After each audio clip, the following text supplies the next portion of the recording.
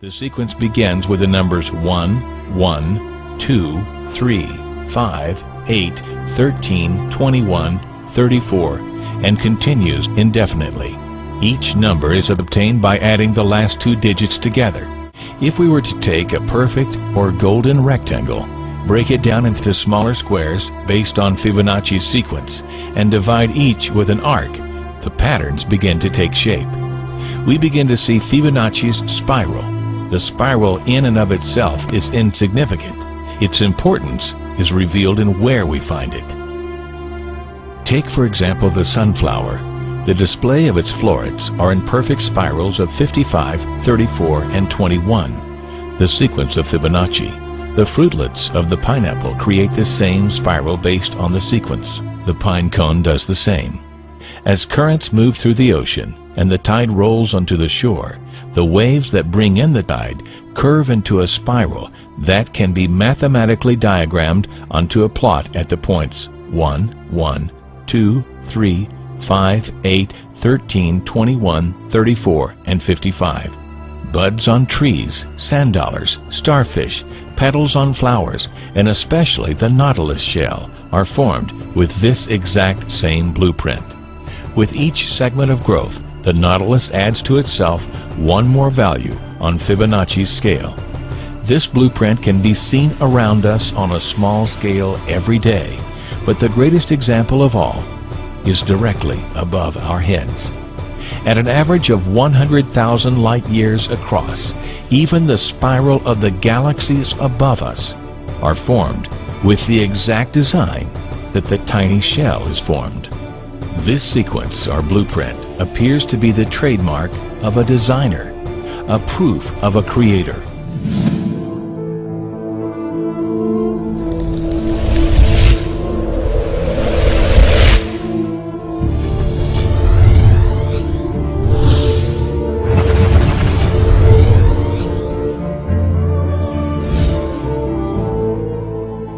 You speak about God.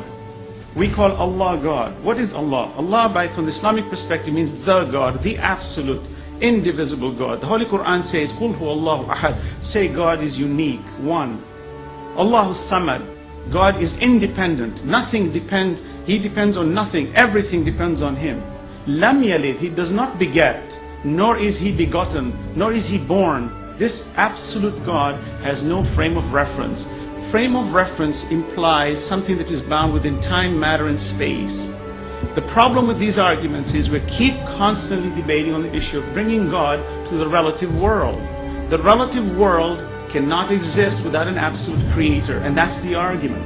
You keep arguing on the issue of God in the relative sense. God is not transient. He is the necessary existent. We are the transient existent.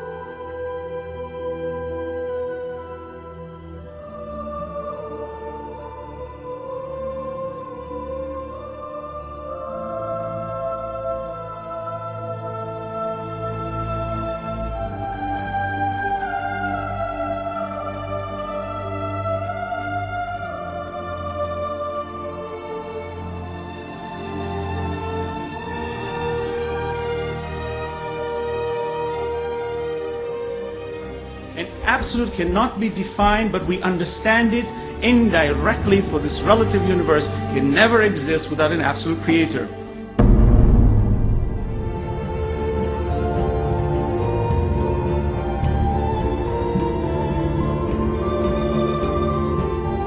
Holy Prophet Muhammad is made to say, قُلْ هُوَ اللَّهُ أَحَدٌ. Say, He is God, the one and only. He said, Ahad, one and only. Jesus said, Echad, meaning one and only. Moses said, Echad, meaning one and only. What is the difference? It's the same word meaning the same thing.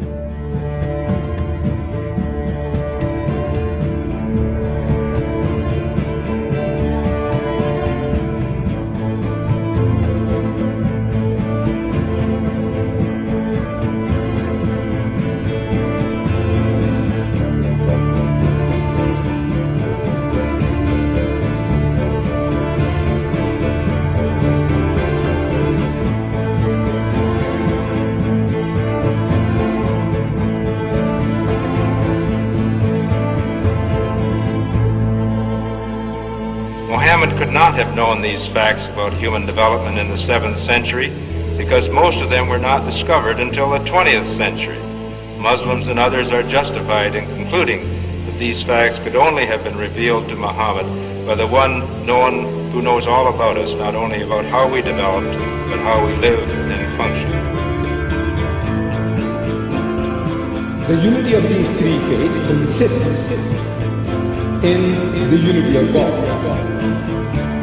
You see, in the fundamentals of the teachings of Moses, Jesus, and Muhammad, there is not an iota of difference.